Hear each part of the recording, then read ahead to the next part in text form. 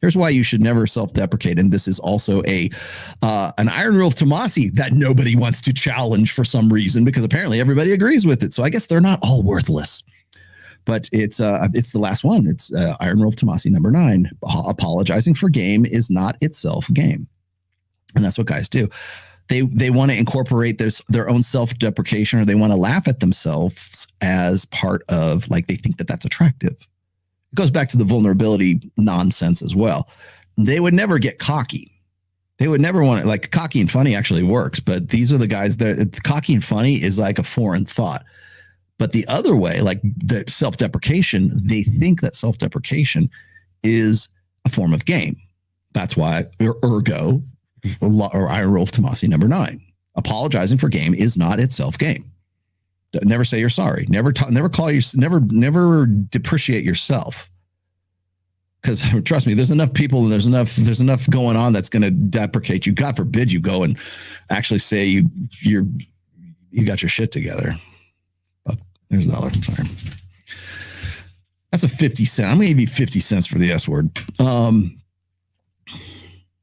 But the premise is that if you must become less so she becomes more, because if you make her more by saying she's a goddess, she's so wonderful, I can't believe I'm such a schmuck and she would get with me. Oh man, what a wonderful life it is.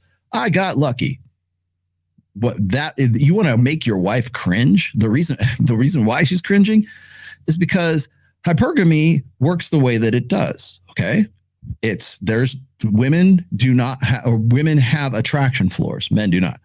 So if she married you and you're a 6 and she's a 6 and you're going, you know what? I'm so lucky. I'm actually a 5 because I'm a schmuck and I'm a worthless piece of crap. Right. Well, guess what? Now you've gone to a 5, or you've made yourself a 5, and you're confirming that she's actually made the worst decision she could possibly make. Now, I'm not saying she literally thinks that, but her subconscious mind is thinking, oh my God, he's confirming the fact that I got with a guy who is not as good as I could have gotten. Oh my Lord, and I'm married to this guy. I've got kids with this guy. What am I going to do? That is the same as GRAPE. EPAR. What are you talking about, Rollo? That's ridiculous. No, it's not, because you got to remember, what's the existential fear of women? The existential fear of women is to be forced into a situation of reproducing with a man that is not of her choosing. If she chose you because she thought you were a 7, or she thought you were at the same, like a 6, but you also bring a lot to the table, so you kind of compensate a little bit for that. And then you introduce her constantly as being like, I'm a 5, I'm a 4 because I'm a piece of shit and she's so great. If that's how you constantly say, if she's your better half, if mama ain't happy, ain't nobody happy, she's the prize. What else did he say? She completes me. She, without her, I'd be nothing. All the way down to 0 and probably into the negative numbers. That's the worst thing you can do, especially as a husband, especially as in an LTR. Never self-deprecate. If anything, get cocky and say, you know what? My wife's lucky to have me. I do that. I introduce myself. I talk about, and people laugh at it because they're not expecting it. Yeah, hey, here's my wife. Married for 27 years. She's lucky to have me. She'd be like, yeah, he's right. But people will laugh at that because they think I'm full of myself and I'm being a selfish, self-centered, egotistical prick just by joking like that. But by doing that, it means like I'm the guy that other men want to be and other women want to bang.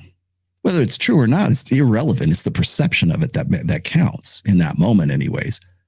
You keep doing that enough and you're going to build yourself up, or at least, just kind of incrementally. But if you constantly self-deprecate every time you introduce your wife, or you got to be in an event, or you got to do some socially, and you're like, God forbid you're a pastor, and you're like, oh, let me introduce the little lady. I can't believe she would get with a guy like me. You know what you're saying? You're confirming you're insulting her. You're making fun of her. You're actually insulting her by saying that, because women being hypergamous, they want at or better than their own self-estimate, right? So if a girl thinks she's a 6, or like subconsciously or consciously thinks she's a 6, and you keep saying, I'm a 4, I'm a 3, I'm a 1, Now you're saying, you're confirming that existential fear. That existential fear is he the best I can do? That's hypergamous doubt. Is he the best I can do? Hold on. Let me tell you, every time I introduce you, I'm going to confirm that I'm actually not the best you can do. You could do so much. She could do so much better than me. Some guys will even say that. I can't believe it must be a God thing because she could do way better than me. Yeah, you're on the way out. You might as well go get fired from your work at that point. That's the next worst thing. Zeroed out of your abilities to provide and protect and provision, whatever, Never, ever self-deprecate.